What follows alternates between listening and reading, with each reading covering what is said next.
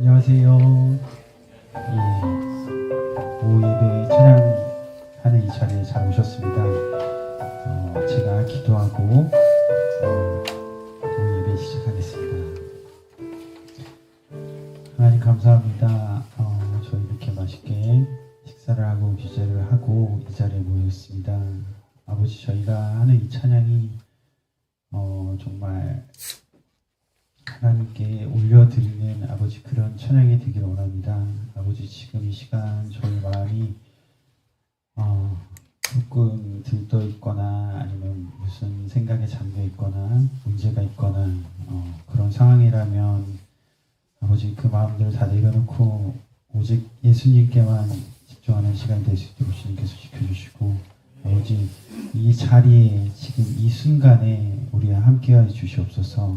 주님, 저희가 너무 부족하고 모자른 모습이지만 아버지 하나님께 찬양을 드리기 위해 이 자리에 섰습니다. 이 자리에 모였습니다. 우리 예배를 주님께서 기뻐 받아주시길 진심으로 소망하고 원합니다. 감사합니다. 우리 사랑하는 예수님의 이름으로 기도했습니다. 아멘.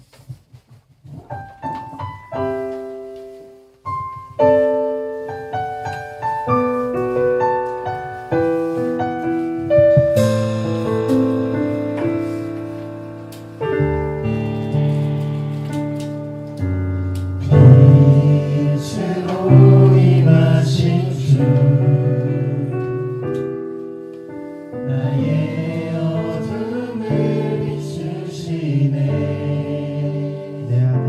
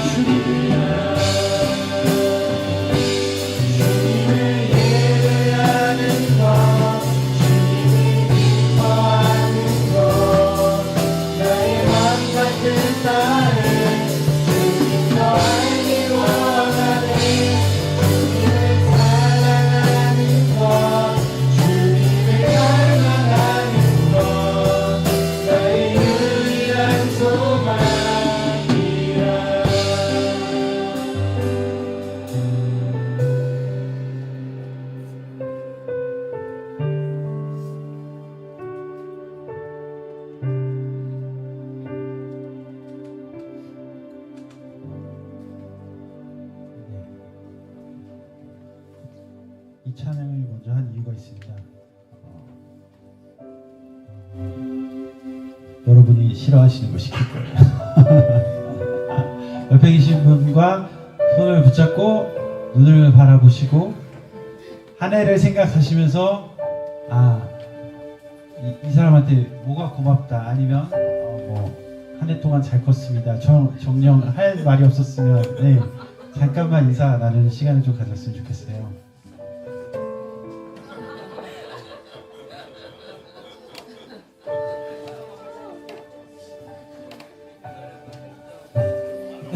네. 레이저 쏘시면 안 됩니다. 레이저 쏘시면 안 됩니다. 옆에 계신 분하고 있으면 앞이나 뒤에 계신 분 굉장히 어색하죠.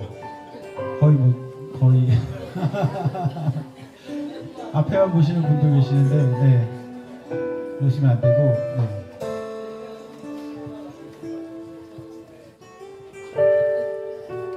제가 왜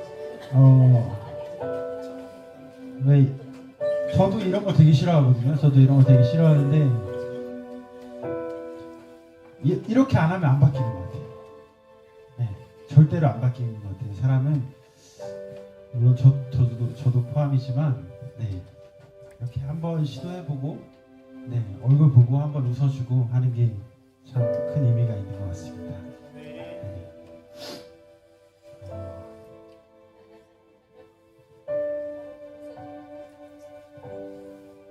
조금 더 하셔도 상관없어요. 조금 더 하셔도 상관없어요.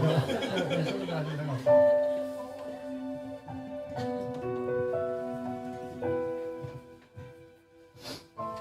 한 해를 돌아보면서 그런 생각을 참 많이 했어요. 이제 벌써 12월 마지막 찬양 인도거든요. 마지막 찬양 인도인데 제가 항상 여러분들을 보면서 느끼는 게 대단한 생각을 참 많이 해요.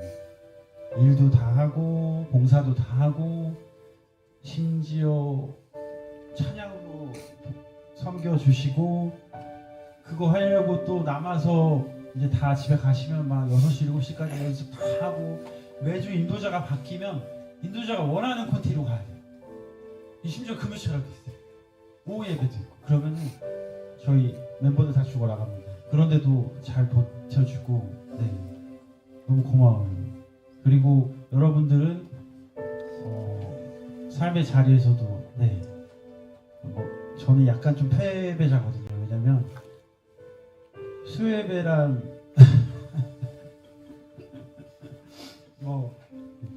여기서 얘기하면 좀 그렇지만 너무 힘들어요. 그냥 살아 숨쉬는 것도 힘들어요. 그래서 제가 감히 말을 드릴 수는 없지만 정말 멋있다고 생각합니다. 그렇게 한 해를 살고 이 자리까지 왔는데 고생했다라는 말씀을 드리고 싶었어요. 수고하셨습니다. 지금 다 같이 찬양은 주를 바라보는 찬양입니다. 같이 찬양하시겠습니다.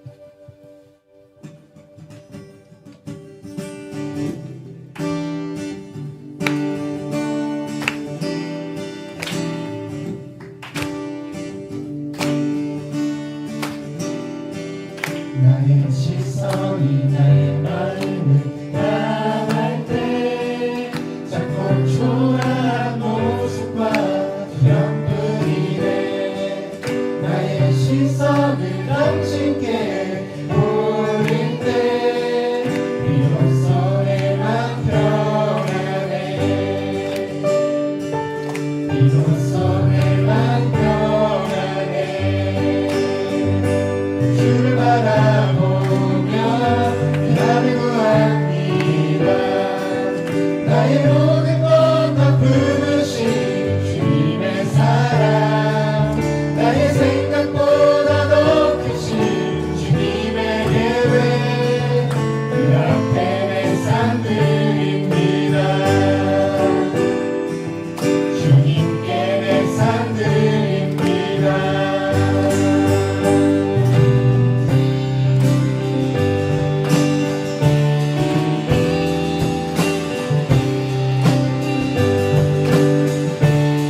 나의 시선이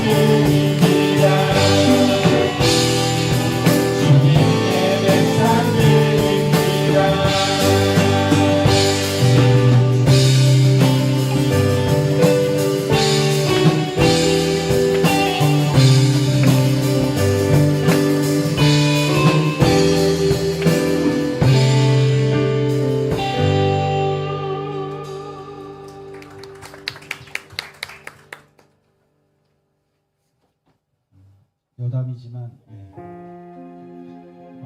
이거 하면 7080 아닌 거죠? 제가 찬양이 들어가면 이제 옛날 찬양을 많이 해서 막 놀리시더라고요. 7080이라고.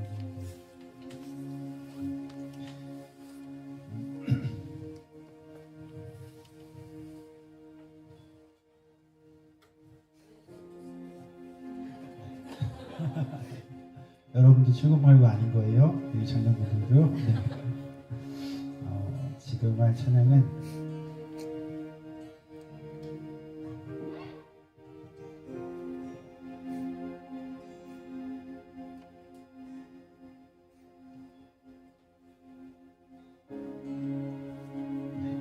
이렇게 돌아가자 합니다. 다 같이 찬양하시겠습니다.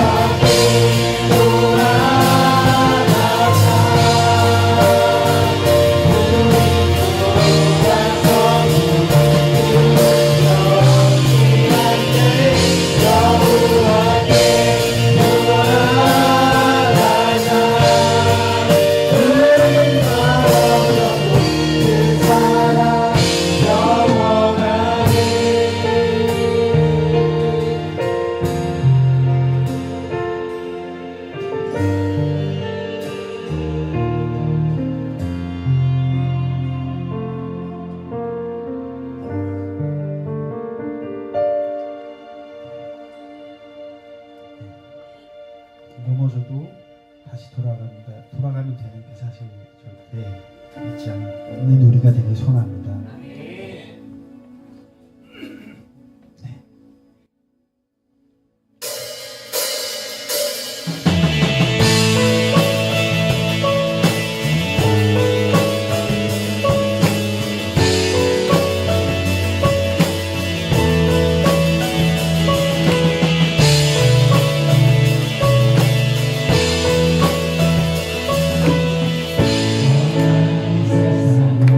사는 동안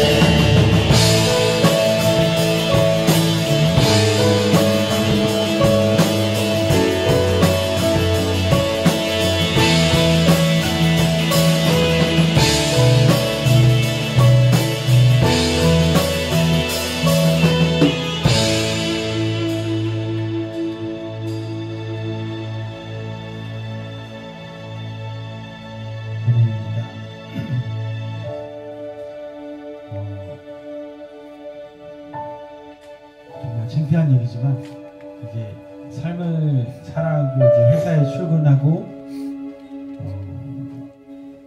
사회에 섞여서 살다가 보면 어느 순간에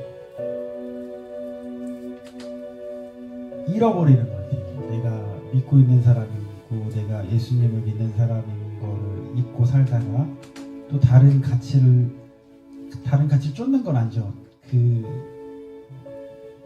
돈 이런 데에 눈이 갔다가 다시 예배를 들으면 제정신이 돌아왔다가 이렇게 참 부족한 저희자 저희의 모습인 것 같습니다. 지금 마지막으로 찬양할 것은 저희가 정말 소망하고 소원하는 마음으로 찬양했으면 좋겠어요. 후렴만 할 건데요. 진심을 다해서 마지막으로 다 같이 찬양하셨으면 좋겠습니다.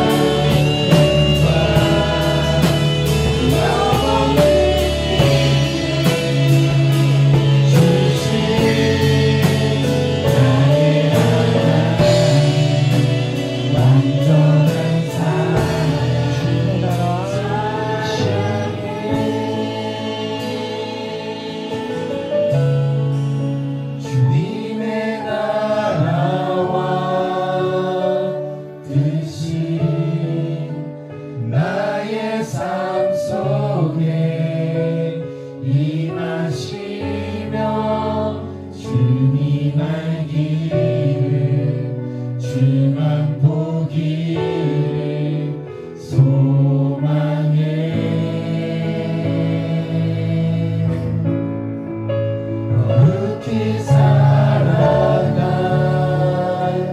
힘과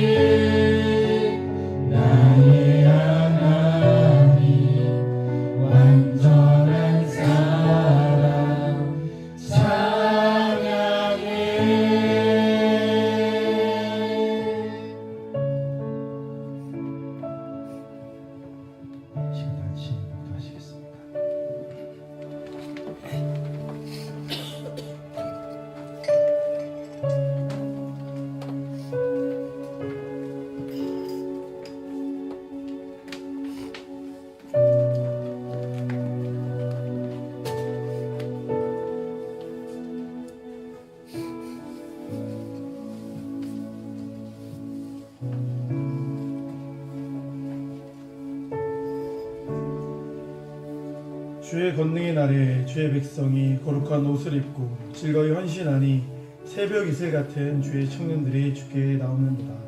아멘. 찬송가 545장 같이 찬양하도록 하겠습니다.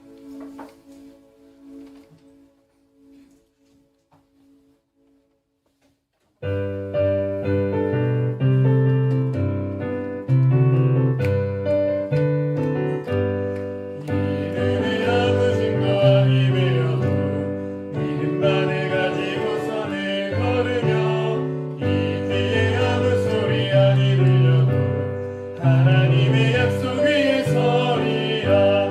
걸어가세 믿음 위에 서서 나가세 나가세 의심 버리고 걸어가세 믿음 위에 서서 음악 위에 아무 증거 없어도 이들이 보기에는 어떠하든지 이미 얻은 증거대로 늘 믿으며 이 맘에 의심 없이 살아갈 때에 우리 손주 안에서 이르리. 걸어가세 믿음 위에 서서 나가세 나가세 의심 버리고 걸어가세 믿음 위에 서서 음악 위에 아무 증거 없어도 주님의 거룩함을 두고 맹세한 주 하나님 아버지는 참 믿구나. 그 귀한 모든 약속 믿는 자에게 끊지 못할 무슨 일이 있을까. 걸어가세 믿음 위에 서서 나가세 나가세 의심 버리고 걸어가세 믿음 위에 서서 음악 위에 아무 증거 없어도. 아멘. 시간 리뷰에서 김성민 교수님께서 보여주시겠습니다.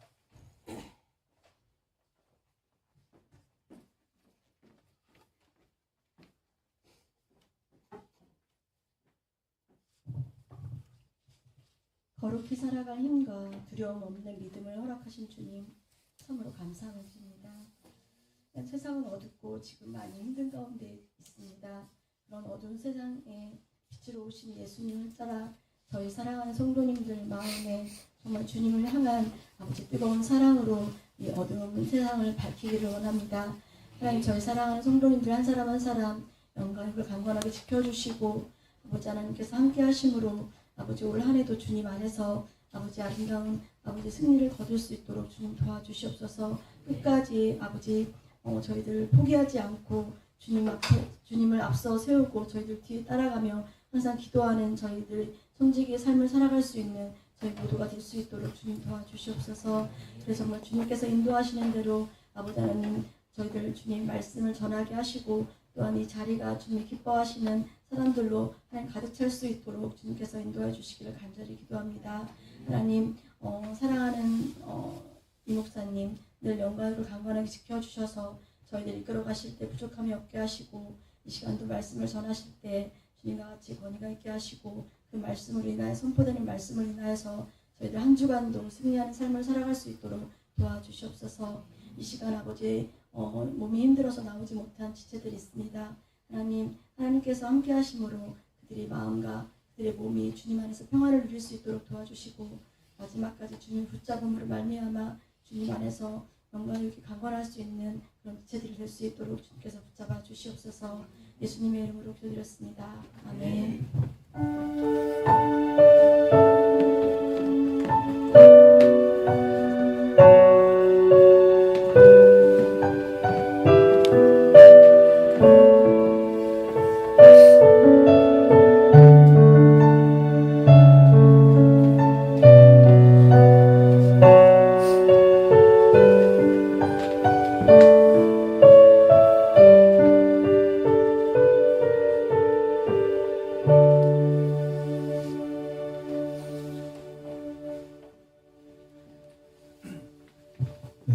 함께 나눌 말씀은 마태복음 16장 1절에서 20절까지 말씀입니다. 마태복음 16장 1절에서 20절까지 말씀 함께 보도록 하겠습니다.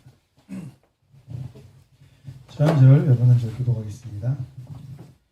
바리새인과 사두개인들이 와서 예수를 시험하여 하늘로부터 오는 표적 보이기를 청하니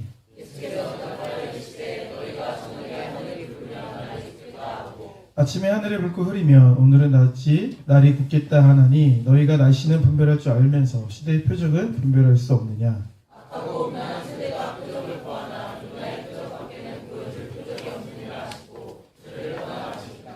제자들이 건너편으로 갈새 떡 가져가기를 잊었더니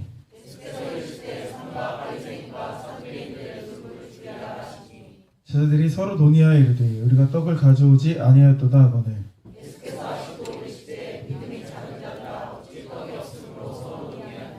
너희가 아직도 깨닫지 못하느냐. 떡 5개로 5,000명을 먹이고 주운 것이 몇 바구니며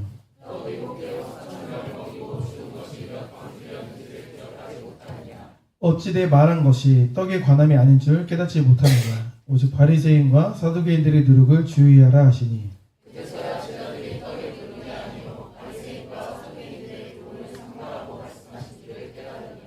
예수께서 빌립보 가이사랴 지방에 이르러 제자들에게 물어 이르시되 사람들이 인자를 누구라 하느냐.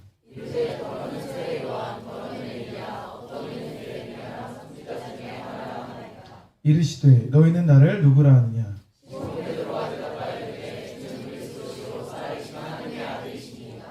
예수께서 대답하여 이르시되 바요나 시몬아 내가 복이 있도다. 이를 내게 알게 하는 이는 혈육이 아니요 하늘에 계신 내 아버지시니라.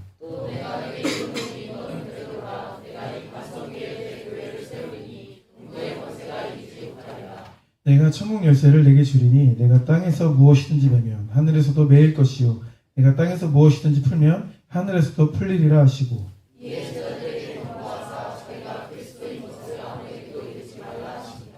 아멘. 네, 오늘 본 말씀 중심으로 십자가가 목적이다라는 제목으로 말씀 나누겠습니다. 우리 앞에 옆 사람 인사 나눠볼게요. 네, 오늘 예배도 승리합시다.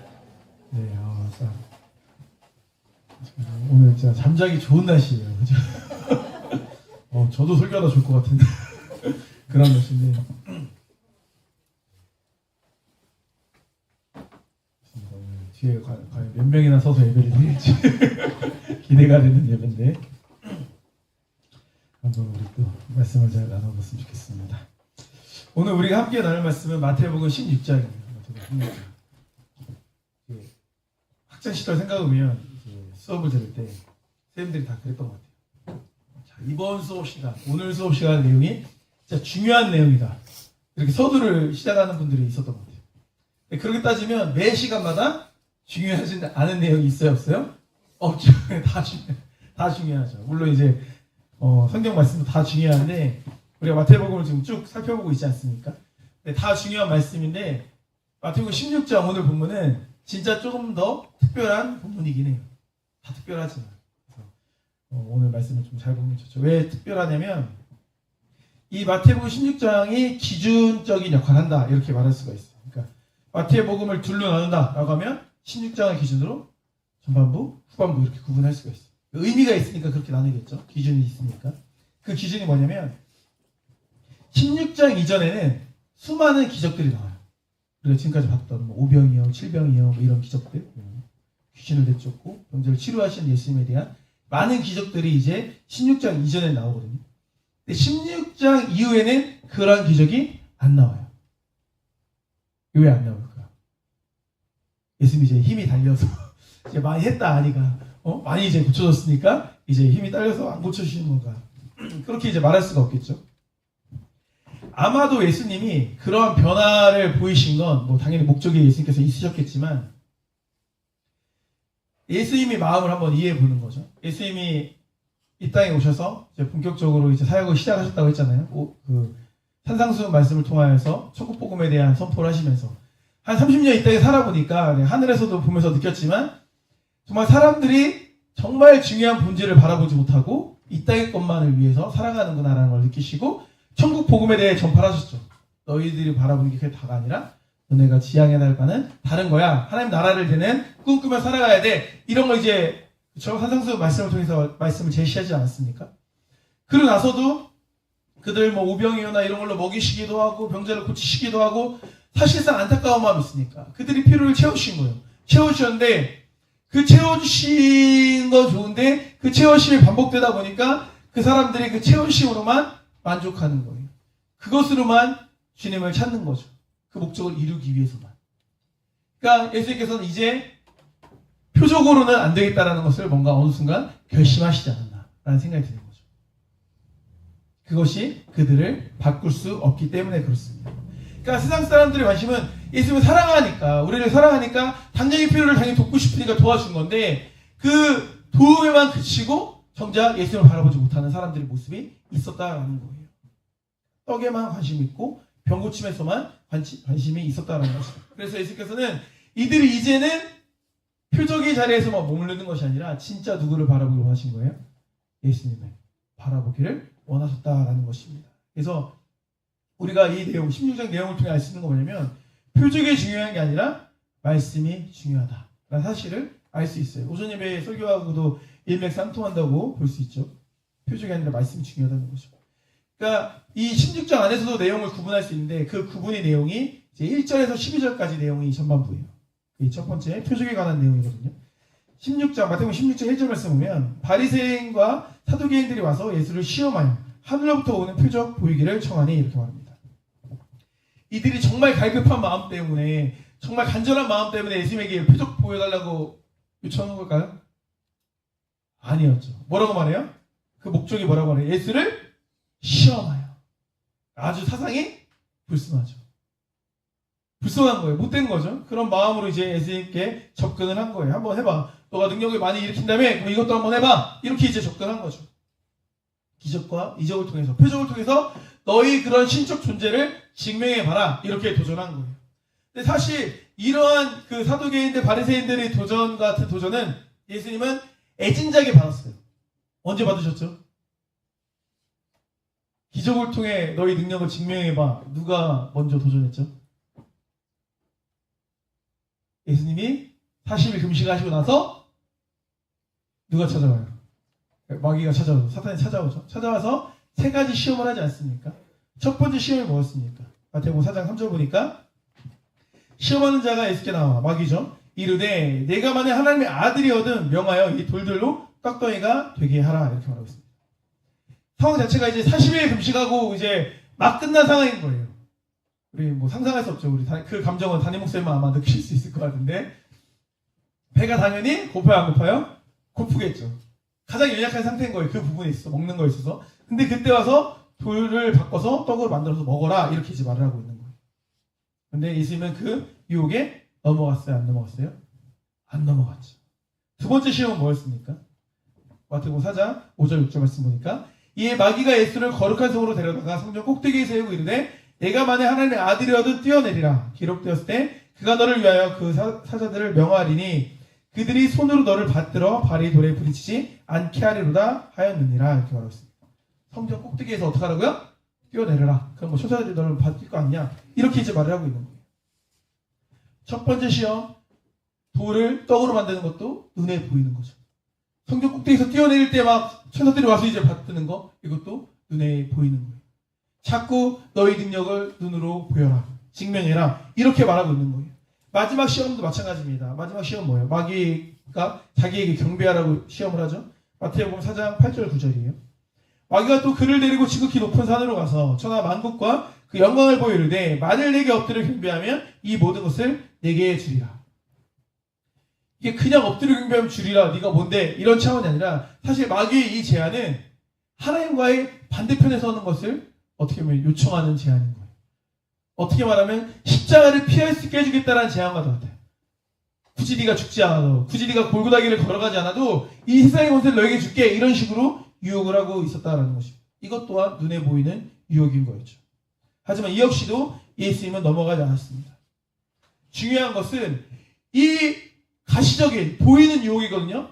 떡으로 되게 해라, 뭐 천사들이 받을 거다, 이 세상 모든 걸 주겠다, 다 눈에 보이는 유혹인데 예수님께서는 눈에 보이지 않는 말씀으로 이 유혹을 다 이겨내셨다는 거예요. 표적의 역할도 중요합니다. 하지만 표적에는 한계가 있어요. 이 사실을 예수님은 분명히 아셨던 거예요. 사실 한계가 있다니까요. 표적이 아니라 말씀이 중요한 거예요. 눈에 보이는 표적이 신앙의 기준이 되면 안 돼요. 이게 정말 중요해요. 구약 말씀만 봐도 우리가 충분히 알 수 있지 않습니까? 아무리 많은 표적이 있었어도 금세 사람들은 어떻게 해요? 불평하고 원망하고 돌이켜요. 홍해를 가는 엄청난 기적을 다 경험했음에도 얼마 되지 않아서 뭐라고 불평했어요? 목마르다고 표현했어요. 진짜예요.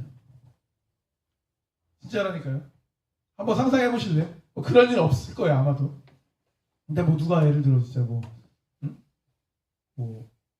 그렇지 뭐 누가 로또 좀 잘 긁는 분 있어요 요즘에?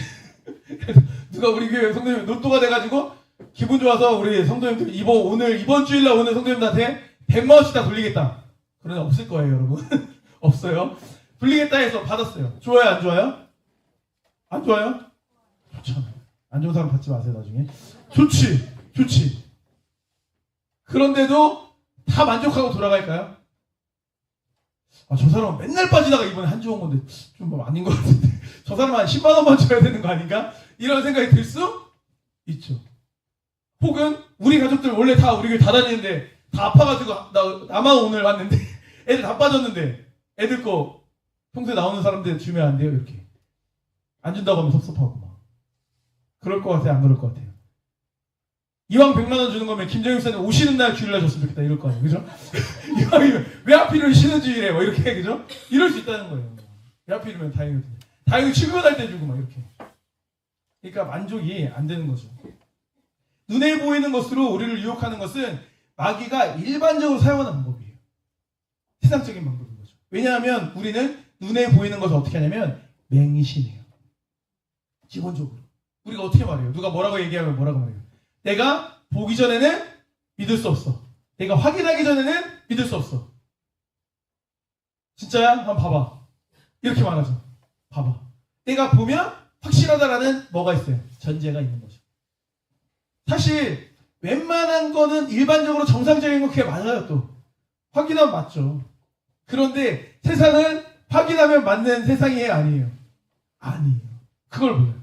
그러니까 어릴 때 우리는 교육받을 때 누군가가 말하면 다 믿으라고 교육받았지 누군가 말하면 다 의심하라고 교육받았어요. 요즘에 그렇게 할지 모르겠지만 우리는 그런 세대가 아니잖아요. 그러니까 말하면 다 믿는 거예요. 근데 세상은 다 그렇게 진실되게 나오냐는 거예요.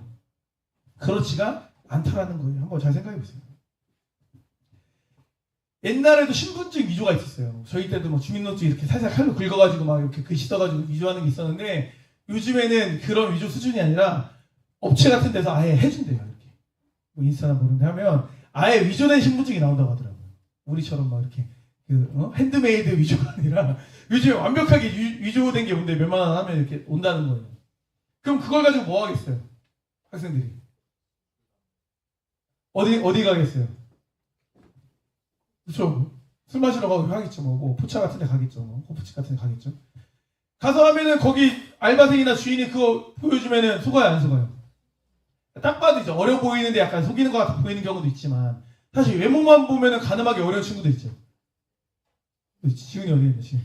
지훈이 같은 경우는 모르죠. 가늠하기 어렵죠. 지훈이 같은 경우. 그냥 추리 입고 가면 모르죠. 그죠?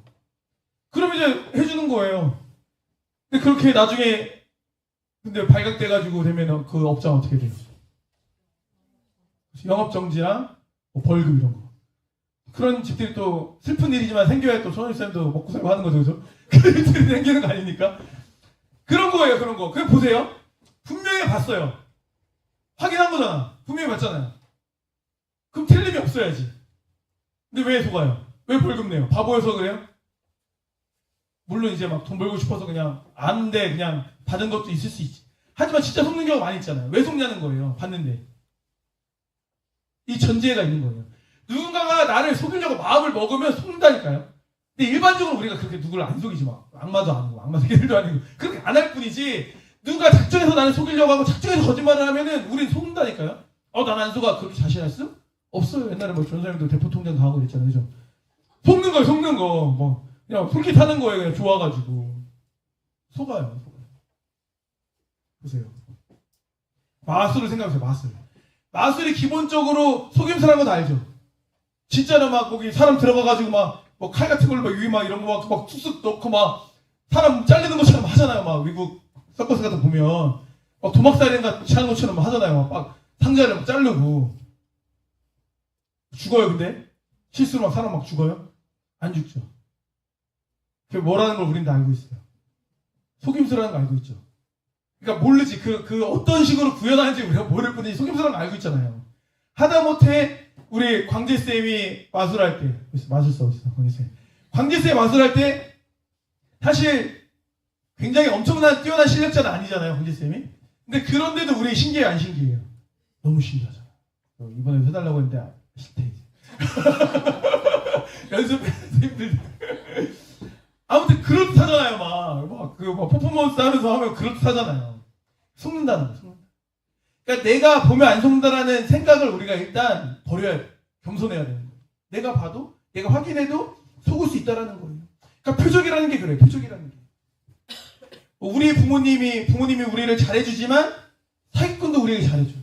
그럼 잘해준다는 어떤 표정, 잘해주는 어떤 행동을 보고 그 사람의 판단 기준이 되어버리면 다 좋은 사람을 말할 수 있어요.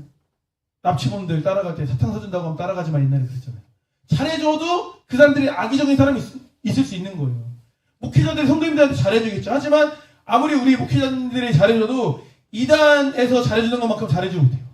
2단 더 잘해주죠, 2단. 그럼 가야 돼요? 그치? 승표야, 터미널을 만나면 가요? 안 되잖아, 안 되잖아. 암만 잘해도. 암만 예뻐도 가면 안 되잖아, 그치? 안 되잖아. 갈 수 있는 거야. 보이는 거 해놓으면 가는 거야. 너무, 세상에 나에게 이런 일이 막. 이게 말로만 듣던 번호 따위인가. 이렇게 되는 거예요, 이제. 거기에 속으면 이제 우리가 넘어가게 되는 거죠. 마태복음 16장 2절 3절 말씀 보면 예수께서 대답하여 이르시되 너희가 저녁에 하늘이 붉으면 날이 좋겠다 하고 아침에 하늘이 붉고 흐리면 오늘은 낮이 굳겠다 하리니 너희가 날씨는 분별할 줄 알면서 시대의 표적은 분별할 수 없느냐 이렇게 말씀하고 있습니다. 그러니까 날씨는 분별하면서 왜 시대를 분별하지 못하냐고 말씀하시는 거예요. 그러면서 말씀하시는 게 요나의 표적 외에는 너에게 보여줄 것이 없다.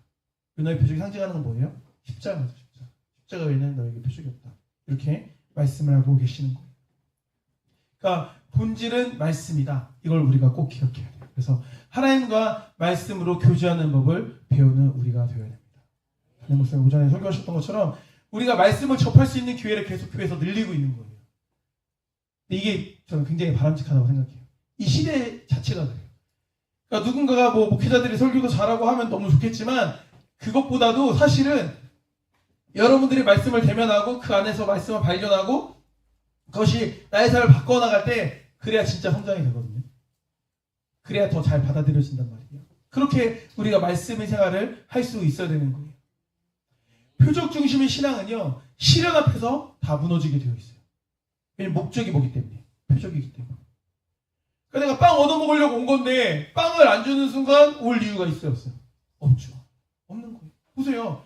군중들은 어땠어요? 예수님을 따랐던 이유가 뭐였어요? 5병이요, 7병이요 이런 걸 보면서 어때요? 이 사람을 세우면 이 사람이 우리 왕이 되면 먹을 거 걱정 안 해도 되겠네? 그러니까 빵을 치워 진짜 쫓았던 거예요.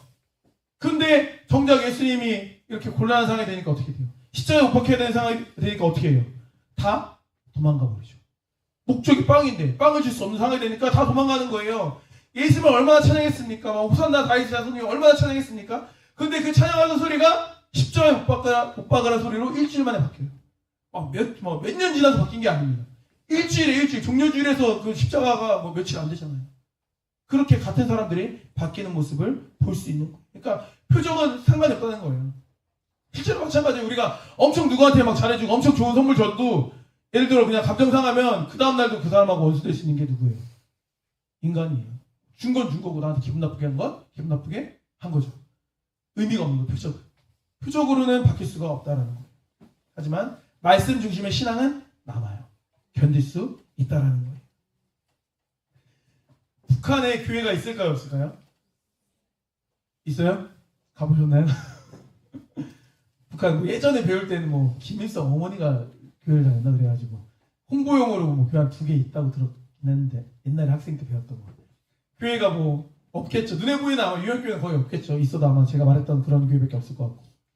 근데 이제 그런 유형 지어진 교회를 말하지 않고 성도들이 모임인 그 에클레시아의 교회적 부분을 말한다면 교회가 있겠죠.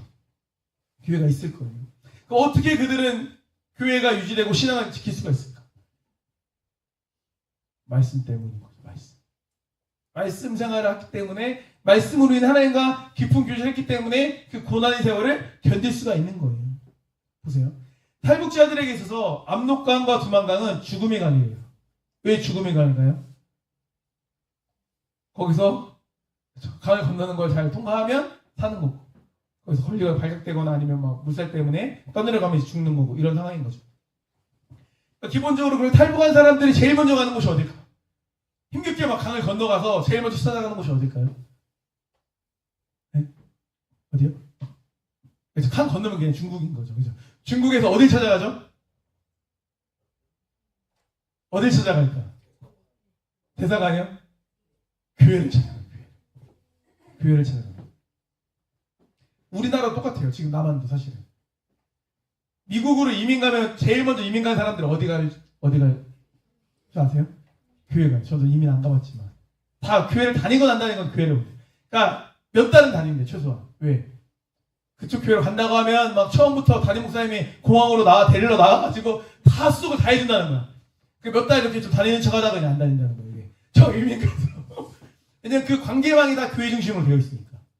그리고 취업도 시켜주고 막 교회 다니면 다 해주니까 일단 무조건 교회 가는 거예요. 뭐 그 젊은이들은 또 거기서 이제 배우자 만나고 이래야 되니까 다 가는 거죠. 마찬가지인 거예요.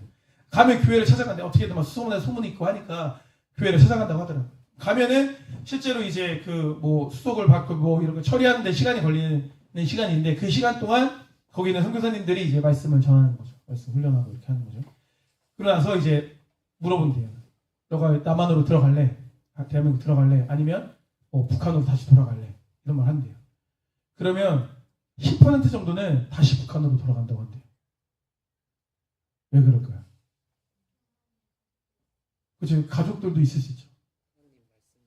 그치, 하나님 말씀을 다시 전하는 거죠. 진짜로 그런 마음으로 들어간다는 거예요. 실제로 제가 2005년도 때 담임 목사님하고 그때 뭐 몇몇 목사님들하고 중국에 간 적이 있어요. 하얼빈이랑 연변 쪽에 좀 있었는데 그때 어떻게 기회가 잘 돼가지고 한족 완전 중국인인데 선교사님이 있는 거예요. 완전 한족이신 분인데 근데 그분이 또 이제 북한 선교의 소명이 있어가지고 탈북자들 사역을 하고 있었어요. 부자예요. 중국인인데 부자예요. 그 2005년도에 아파트가 이제 두 채여가지고 한 채는 자기가 사는 집, 한 채는 탈북자 애들이 살게 해줬어요. 좋아. 아파트도 좋아요. 그 당시에. 우리 집보다 좋았어요. 아파트 좋고 차도 그때 토요타 타고 다녔나 뭐 그랬던 것 같아요. 2005년도에. 그것도 큰 차로. 그러니까 이제 부유한데 선교사님이었던 것 같은데 그래서 거기서 한 이틀 지냈어요. 그래서 하룻밤 같이 자면서 얘기도 하고 나눴는데 한 7명 정도 있었던 것 같아요. 10대 애들도 있었고 저랑 비슷한 나이대 그리고 저보다 형이 하나 있었어요. 이영걸 닮은 형이었는데 이런저런 얘기를 막 나눴어요. 이런저런 얘기 나누는데 그 7명 전부가 다 사실은 북한으로 들어가기를 희망하고 있었어요. 그래서 그거를 훈련하고 있는 거예요. 제가 여러 번 제가 설교 때도 말씀 나눴던 적이 있을 거예요. 돌아가면서 예배를 드려요. 예배를 드릴 때 다 돌아가면서 말씀을 전해요. 가정 예배를 드려요. 근데 막 중3짜리 애도 말씀을 전하는데 너무 잘 전해요. 말씀을 전하는데 중3짜리가 막 너무 잘 전하는 거예요. 말씀을. 웬만한 사역 나보다 훨씬 낫고 웬만한 사역자 웬만한 그 침신대 웬만한 신학과 학생들보다 말씀에 힘이 있어요. 너무 잘 전하는 거예요. 막. 너무 부끄럽더라고. 무슨 말이냐면 그 안에 복음이 있으니까 그 안에 생명이 있으니까 힘 자체가 다른 거예요. 그 친구들을 이제 얘기해보니까 그 당시만 해도 들어간다고 죽는 건 아니었대요. 그러니까 사실은 이제 그 국정지대에서 사는 사람들 그러니까 우리로 치면 신탄진에 사는 사람들은 요 금강 건너서 현도가는 게 사실 큰 죄는 아니래. 이렇게 왔다 갔다 하면서 이제 무역하면서 먹고 사는 이게 약간 통용되는 거예요. 이해되시죠? 그런데 예를 들어 뭐 김천 사는 친구가 현도로 이렇게 강을 건너갔다. 그럼 걔는 이제 막 어디 수용소 끌려가는 거예요. 막 이제 고난이 심한 거예요. 막 밑에 내륙에서 이제 넘어갔다가 돌아오면 그 친구들이 이제 좀 형벌이 심하고 이건 약간 노렸다. 이건 아예 그냥 사상이 불순하다 이렇게 되는 거고 인근 지역에서 이렇게 먹을 거 없어서 잠깐 돈 벌려고 나갔다 온 거예요. 이렇게 하면은 이제 봐준다는 거예요. 나이도 어리고 하니까. 그럼 이제 좀 이제 몇 개월 고난을 받고 돌아가면 거기서 이제 약간 은밀한 이제 스파이가 되는 거죠. 복음 스파이. 그렇게 해서 복음을 이제 전한다고 하더라고요. 자유를 얻었는데 다 알거든요. 나왔기 때문에 다 문물을 접해서 다 알아요. 그 당시만 해도 그 친구들이 제일 좋아했던 영화가 실미도예요. 빨리 그 북한 괴수를 죽였어야 되는데 왜 안 왔냐고 막 진짜 그 준비된 거 맞았냐고 왜 와서 그냥 죽이지 왜 안 죽였냐고 막 이러더라고요. 가고 싶겠냐고요. 한결에 가고 싶어요? 탈북했는데 다시 돌아오고 싶어요? 엄마, 아빠, 초이가 있어. 북한에. 너가 탈북한 게 바로 들켜가 얘는 바로 잡혀가. 돌아오고 싶어요? 안 돌아오고 싶어요? 돌아가면 바로 수용사 너도. 돌아가 안 돌아가요? 각자 삶이 인생이 있는 거지? 뭐 인생 뭐 그지? 뭐 각자 사는 거지? 안 돌아가요. 똑똑한 친구. 이민생 돌아가요? 안 돌아가요? 엄마, 물어보지도 않아. 야, 물어는 뭐, 야, 질문을 듣고 대답을 해야 돼. 엄마 옆에 앉아 계시 안 가셨어, 오늘. 엄마 안 가셨네, 그렇게 하면 어떡해. 더 안 물어볼게. 가정에 불화가 생길 것 같으니까. 더 이상 안 물어봐야 될 것 같아요. 쉽지 않잖아요. 가고 싶냐고요. 부모님도 자식이 있어도 안 돌아가고 싶을 수 있어요. 어려운 일이잖아, 어려운 일. 근데 보세요. 이 사람들은 어때요? 표적을 구하는 삶이 아니라 스스로 어떻게 보면 표적이 된 거죠. 기적을 쫓는 삶이 아니라 스스로가 기적인 거. 왜? 들어가면 죽고 들어가면 고난인데 그 고난이를 들어가요. 그게 기적이죠. 왜 들어가? 미쳤어요? 복음이 살아있으니까, 예수님이 살아있으니까 진짜 사는 게 중요한 게 뭔지 아니까 들어가는 거거든요. 중요한 게 뭐냐? 예수님이 왜 이렇게 하셨냐? 왜 병자 고치는 거에 끝까지 막 열중 안 하셨냐면, 사실 여기서 막 조금 치료되고 조금 회복되고 중요하죠. 그 대상자들에게. 근데 예수님은 야, 얼마 지나서 안 와서 천국에서 영원히 사는 건데, 하나님 나라 가면 영원히 사는 건데, 지금 여기서 뭐 조금 뭐 낫고 뭐 회복되고 뭐 좀 부자고 가난하고 뭐 앉아있고 서고, 이게 중요하지가 않다고 보신 거죠. 잠깐이니까. 잠깐 뭐 좀 있을 건데 뭐 굳이 뭐 여기서 좀 더 나아지고 뭐 여기서 잠깐 머물다 갈 건데 뭐 의자가 불편하다고 뭐 의자를 뭐 쿠션을 넣고 이렇게 안 하잖아요. 그냥 잠깐 머물다 가는 거지. 좀 불편해도, 좀 편해도, 좋아도, 안 좋아도. 그런 느낌으로 뭐 접근하신 게 아닌가 싶은 거예요. 그들은 십자가를 바라보고 탈북했던 자들이었는데, 이제는 스스로 십자가가 되어서 북한으로 돌아가는 선택을 했다라는 거. 이런 고백을 합니다. 고난은 나를 어떻게 하지 못합니다. 다만 고난은 내가 누구인지를 깨닫게 만듭니다. 이렇게 고백해요. 고난을 통해 내가 죄인이고 구원받은 백성인 것을 깨닫게 되었다고 고백을 합니다. 표정만 가지고는 단단한 신앙을 가질 수 없어요. 좋을 땐 좋죠. 안 좋을 때가 문제가 된다는 것입니다. 말씀이 견고한 뿌리를 내려야 돼요. 기적을 구하는 신앙이 아니라 십자가를 지는 것이 진짜 신앙이라는 것을 우리는 알 필요가 있습니다. 예수님께서는 표적이 아니라 말씀이 중요한 것임을 그렇게 말씀해 주셨어요. 그리고 그 다음으로는 믿음의 대상을 분명히 하셨어요. 예수님이 전반부 사역은 빵을 나눠주는 사역이었다고 한다면, 후반부 사역은 빵을 주는 존재가 누구인지를 알게 하는 사역이었다. 예수님이 내미는 빵을 바라보는 그들의 시선에서 그 빵을 쥐고 있는, 또 빵을 나눠주는 하나님의 손, 예수님의 손을 보게 하셨다라고 볼 수 있습니다. 그 변곡점이 이 베드로의 고백이라고 할 수 있어요. 유명한 베드로의 고백. 마태복음 16장 16절이죠. 시몬 베드로가 대답하여 이르되 주는 그리스도시요 살아계신 하나님의 아들이시니이다. 이렇게 고백합니다. 우리 믿음의 대상은 누구예요? 베드로의 고백처럼 예수님이죠. 예수님이 우리 믿음의 대상이지 않습니까? 근데 이 고백 자체가 되게 중요한 의미를 갖고 있는데, 여러 가지 면에서 중요한 의미를 가지고 있어요. 왜 의미를 가지고 있냐면, 이 고백이 이루어졌던 장소가 빌립보 가이사랴라는 곳이에요. 16장 13절 말씀 보면, 예수께서 빌립보 가이사랴 지방에 이르러 제자들에게 물어 이르시되 사람들이 인자를 누구라 하느냐 이렇게 질문하신 거거든요. 로마가 이제 유대를 점령하고 나서 항구를 만드는데, 그 항구를 가이사랴라고 이름을 지었어요. 원래 요빠라는 항구가 있었어요. 오래된 항구가 있었는데 새로 지은 거죠. 마치 그런 거죠. 김포공항이 이미 있었지만 이제 인천의 공항을 크게 만들었잖아요. 그런 것처럼 이미 항구가 있긴 했는데 뭔가 여러 가지 이유로 더 큰 항구를 이제 만들었어요. 그런데 사실 그 빌립보 가이사랴하고 가이사랴는 좀 연관성이 크게 없어요. 근데 왜 이걸 이름을 만들었냐? 원래 빌립보 가이사랴는 헤롯 대왕의 아들 중에 빌립이 있잖아요. 그때 세례요한하고 엮인 뭐 그 스토리에 나오는 그 빌립이거든요. 일찍 죽은 사람. 그 사람이 다스렸던 지역이에요. 이 지역은 지난주에 말씀 살펴봤던 단지파가 하나님의 말씀을 불순종해서 옮겨갔던 지역. 그 지역이라고 생각하시면 돼요. 그 지역을 이제 빌립이 황제 이름과 본인 이름을 합쳐가지고 지은 거예요. 가이사랴는 황제 이름, 카이사르, 빌립보는 이제 자기 이름을 넣어서 만든 거죠. 그러니까 베드로가 이 고백을 이곳에서 했다라는 거 의미가 있는 이유가 뭐냐면, 이곳 자체가 황제를 숭배하는 곳이기 때문에 그래요. 황제를 숭배하는 곳이기 때문에. 보세요. 그 베드로의 고백은 하나의 고백 같아 보이지만 두 가지 고백이거든요. 그리스도라는 말은 기름 부음 받은 자라는 의미예요. 기름 부음 받은 자. 구약에서 누구에게 기름을 붓죠? 왕. 그러니까 그리스도는 왕이에요. 왕. 우리 왕이십니다. 그리고 하나님의 아들이다. 이 말은 뭐예요? 그분이 곧 누구예요? 하나님이시다. 예수님이 우리의 구원자 되심을 이제 고백하는 고백이다라는 거죠. 그러니까 황제를 숭배했던 도시에서 황제가 우리 왕이 아니라 황제가 우리 구원자가 아니라 예수님이 우리 진짜 왕이시고 우리 진짜 구원자 되신다라는 고백을 한 거예요. 그러니까 대단한 고백인 거죠. 대단한 고백을 한 거예요. 아주 역사적인 사건이었습니다. 찬송가 96장 4절 가사 고백과 같죠. 예수님은 누구신가? 예수님은 누구신가? 온 교회의 머리와 온 세상의 구주시며 온 세상의 왕이요 심판하실 주님 되고 우리 영광 되시네. 이런 고백을 하고 있는 거죠. 예수께서는 베드로의 그 고백을 들으시고 뭐라고 말씀하세요? 복이다. 그 고백하는 너가 복되다 이렇게 말씀하세요.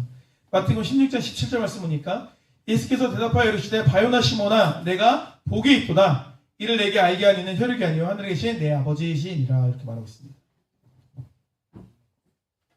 예수님이 우리의 구주 되시고 주님 되신다는 것을 아는 것 자체가 뭐다? 복이다. 우린 다 복받은 사람들인 거죠.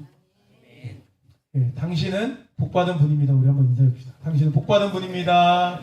네, 복받으신 분입니다. 네, 복받은 분입니다. 네, 복받은 분인 거예요. 예수님 말하면 복받은 거죠. 복받은 분입니다. 복받은 거예요. 시편 1편은 복 있는 사람에 대해 이렇게 말합니다. 1절 2절 말씀 보니까 복 있는 사람은 악인들의 꾀를 따르지 아니하며 죄인들의 길에 서지 아니하며 오만한 자들의 자리에 앉지 아니하고 오직 여호와의 율법을 즐거워하며 그 율법을 주야로 묵상하는다. 하나님의 말씀, 율법을 즐거워하고 하나님의 말씀을 주야로 묵상하는 것이 복이다. 이렇게 말씀하고 있는 거예요. 말씀을 가까이 하는 게 복이라고 말하고 있는 거예요. 우리는 말씀이신 예수님과 가까워져야 됩니다. 그분이 어떤 분인지 분명히 알아야 되는 거예요. 그렇게 될 때 말씀 위에 교회를 세울 수 있습니다. 마태복음 16장 18절 19절 말씀 보니까 예수님께서 이렇게 말씀하세요. 또 내가 내게 이르노니 너는 베드로라. 내가 이 반석 위에 내 교회를 세우리니 음부의 권세가 이기지 못하리라. 내가 천국 열쇠를 내게 주리니 내가 땅에서 무엇이든지 매면 하늘에서도 매일 것이요 내가 땅에서 무엇이든지 풀면 하늘에서도 풀리리라 하시고 이렇게 말씀하고 있습니다. 베드로의 신앙 고백 위에 교회를 세우시겠다 말씀하고 있는 것이죠. 말씀에 세워지는 교회는 음부의 세력이 어떻게 하지 못한다. 시온성과 같은 교회가 된다라는 거예요. 시온성과 같은 교회죠. 시온성과 같은 교회. 이게 알고 보니까 독일 국가더라고요. 이게 하이든이 만든 거. 가산 달라요. 물론 가산 다른데 독일 국가더라고요. 예수님께서는 이어서 이제 본인이 구원자가 될 것이라고 말씀을 하세요. 이게 이제 중요한 거죠. 이 땅에 오신 이유를 드디어 이제 말씀하시는 거예요. 16장 21절 말씀 볼게요. 이때로부터 예수 그리스도께서 자기가 예루살렘에 올라가 장로들과 대제사장들과 서기관들에게 많은 고난을 받고 죽임을 당하고 제3일에 살아날 것을 제자들에게 비로소 나타내시니 이렇게 말하고 있습니다. 이때로부터 전환점이죠. 중요한 전환점이죠. 이때부터 예수께서는 예수님이 이 땅에 오신 진짜 이유를 말씀하시는 거예요. 예수님에게 있어서 가장 중요한 이야기 아닙니까? 내가 이제 죽어야 된다.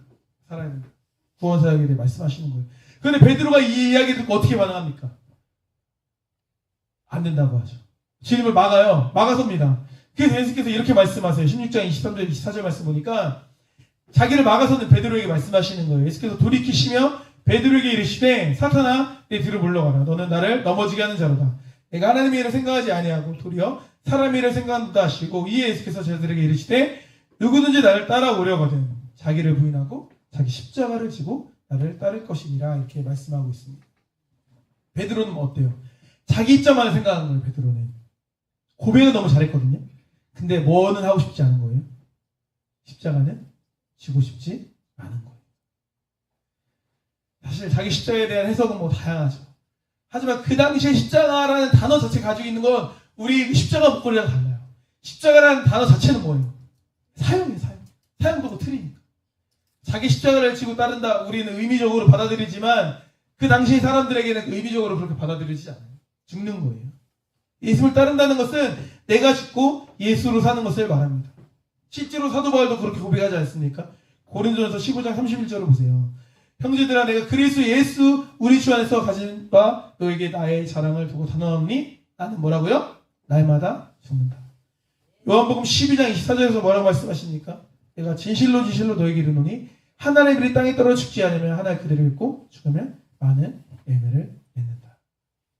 죽으면 많은 열매를 맺는 거예요. 내가 죽어야 영광이 임하게 되는 것입니다. 예수를 믿어도 신앙생활에도 내가 안 죽을 수 있어요. 자기 뜻대로 믿을 수도 있어요. 그런데 그런 신앙생활은 한계가 있어요. 그러니까 저는 그거 같아요. 조화 같아요. 조화. 보기에는 그럴듯해요. 보기에는 화려하고 예쁠 수 있어요. 어쨌든 신앙의 모양은 있으니까, 경건의 모양은 있으니까. 그런데 향기가 없습니다. 향이 없어요. 생명력이 없다는 거죠. 그러니까 뭘 열심히 하는데 그 사람에게 뭐가 없어? 기쁨이 없어. 그냥 하는 거야. 뭔가 열심히 하는데 애가 눈이 그냥 풀려 있어. 그렇죠? 그냥 하는 거죠. 한계가 있는 거예요. 마귀는요 본질을 떠나게 만들어요. 죽고 따르는 것을 피하게 만듭니다. 하지만 우리는 기억해야 돼요. 우리의 능력은 거친 십자가에 있어요. 거친 십자가에 있다. 눈에 보이는 것, 사람들에게 막 칭찬받고 인정받는 것, 이런 것에 우리 시선을 빼앗기면 안 돼요. 기적이 아니라 십자가를 따는 삶을 살아가는 우리가 되어야 합니다. 그것이 이 땅에 예수님이 오신 이유예요. 예수는 십자가를 지러 이 땅에 오신 거라니까. 그 본질을 놓치면 안 돼요. 그냥 우리를 잘 살게 하기 위해서, 우리를 건강하게 하기 위해서, 그건 부수적으로 따라오는 우리의 은혜인 거지, 그게 목적이 아닌 거예요. 자꾸 목적을 혼돈해서 그냥 나의 삶을 채우는 목적으로 예수를 갖다 쓰려고 하니까 이게 엇박자가 나고 신앙생활이 뒤틀려지게 된다는 것입니다. 우리는 표적과 기적을 추구해요. 어쩌면 대부분의 신앙생활하는 사람들이 그러한 기대, 막연한 기대, 교회 다니면 그래도 낫겠지, 안 다니는 것보단 그래도 안다니까 좋겠지 라는 막연한 기대로 신앙생활 할지 모르겠어요. 물론 그 기대처럼 주님께서 우리 눈에 보이는 것들을 많이 채우시면 좋겠죠. 좋죠. 안 좋을 게 없죠. 그런데 계속해서 그것만을 구하면 안 돼요. 분명 하나님께서는 만나를 주세요. 은혜가 있어요. 근데 그걸로만 만족하면 게으른 이스라엘 백성들이 되는 거예요. 결국에 어디로 가야 돼요? 가나안으로 가야죠. 가나안 땅으로 들어가서 다른 삶의 형태로 바뀌어야죠. 가나안 땅에 들어가서 생활하는 이스라엘 백성들 하나님 버리신 거예요. 만나 외철에 맨날 주면 그냥 농사 안 하고 먹고 살아야 되는데 왜 그땐 주고 왜 지금 안 줘? 불공평합니다. 이런 약간 요즘 썩은 사고를 할 수는 없죠. 그걸 하나님 원하시는 게 아니죠. 넘어서야죠. 언제까지 영광의 은총이처럼 엄마가 싸주는 밥을 먹으면 안 되잖아요. 지가 밥 퍼먹고 해야 되잖아요. 좀 크면 그죠? 막 20살 먹었는데 엄마 김 싸줘요 이렇게 하면 얼마나 화가 나. 얼마나 화가 나겠어. 그러니까 마찬가지인 거예요. 우리에게 필요할 때는 뭐 하나님이 이렇게 표적과 기적, 이적으로 우리를 이렇게 돌봐주시기도 하지만 언제까지 그 자리에서 그것만 우리가 추구할 수는 없다라는 것입니다. 계속 그것만 추구하면 신앙생활은 실망으로 끝날 수밖에 없어요. 왜요? 계속 그게 우리에게 충족되지 않으니까. 이제 하나님 나 안 사랑하나? 이렇게 가게 되는 거예요. 광야에서의 만나에 만족하는 삶이 아니라 가나안 땅을 바라보며 살아가는 우리가 되어야 합니다. 예수님이 이 땅에 오신 진짜 이유를 우리는 주목할 수 있어요. 단순히 표적과 이적을 보이시려고 오셨다? 우리를 사랑하셔서 그 뭔가 회복시키려고만 오셨다? 그러면 사실 직접 안 오셔도 돼요. 선지자들 보내도 충분히 다 하실 수 있는 일이에요. 예수님이 오신 진짜 이유는 십자가다. 이걸 놓치시면 안 됩니다. 기적이 아니라 십자가가 중요합니다. 내가 죽는 것이 중요해요. 나를 부인하고 주님을 따르는 것이 중요합니다. 그렇게 십자가 생명의 길을 따라가는 우리 사랑교회 성도님 되시기를 주님으로 축복합니다. 기도하시겠습니다. 아버지 감사드립니다. 오늘 마태복음 말씀을 통해 은혜 나눴습니다. 세상 사람들이 예수님을 기대하는 것은 표적과 기적이었습니다. 빵을 주길 원했고 병을 고쳐주길 원했습니다. 눈에 보이는 필요를 채워주길 원했습니다. 그것이 그들의 목적이었습니다. 하지만 예수님이 이 땅에 오신 이유는 단순히 그들을 잘 살게 하기 위해서, 단순히 그들의 필요를 채워주기만 위해서 이 땅에 오신 것이 아님을 오늘 말씀을 통해 보았습니다. 예수님의 진짜 목적은 십자가라는 사실을 우리가 기억할 수 있도록 주여 인도하여 주셔서 구원이 핵심이라는 사실을 기억할 수 있는 우리가 될 수 있도록 인도하여 주셔서 혹 내가 신앙생활하고 있는 것이, 혹 내가 교회를 다니고 있는 것이 어떠한 막연한 기대 때문에, 빵 때문에, 어떠한 목적을 이루기 위해서 도움을 받고자, 은혜를 받고자 교회를 다니고 있다면 그것이 주된 목적이 아니라 십자가가 주된 목적이 되는 것으로 바뀔 수 있는 우리 공동체가 될 수 있도록 주여 인도하여 주시옵소서. 주님을 사랑할 때 그 부수적인 것들은 다 따라오게 될 줄 믿습니다. 그 부수적인 것들 때문에 주님을 사랑하는 게 아니라 주님을 먼저 사랑할 수 있는, 십자가를 먼저 바라볼 수 있는 우리 공동체가 될 수 있도록 주여 축복하여 주시옵소서. 감사드립니다. 사랑하는 예수 그리스도의 이름으로 기도드립니다. 아멘. 우리 십자가라는 찬양 같이 나누도록 할게요.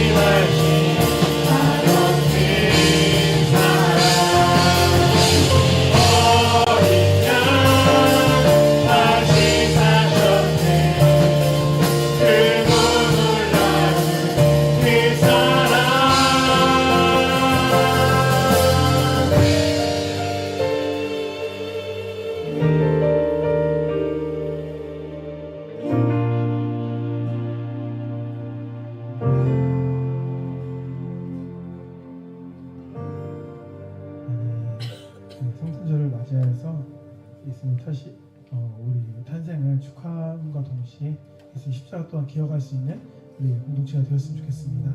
축도로 예배 마치도록 하겠습니다.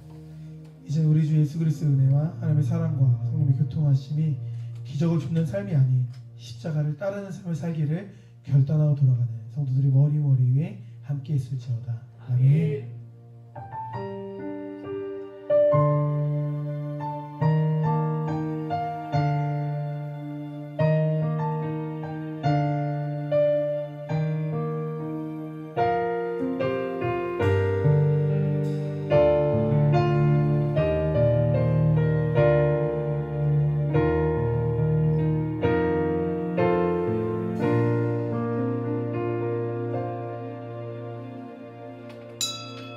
이것으로 오늘 말씀을 하겠습니다.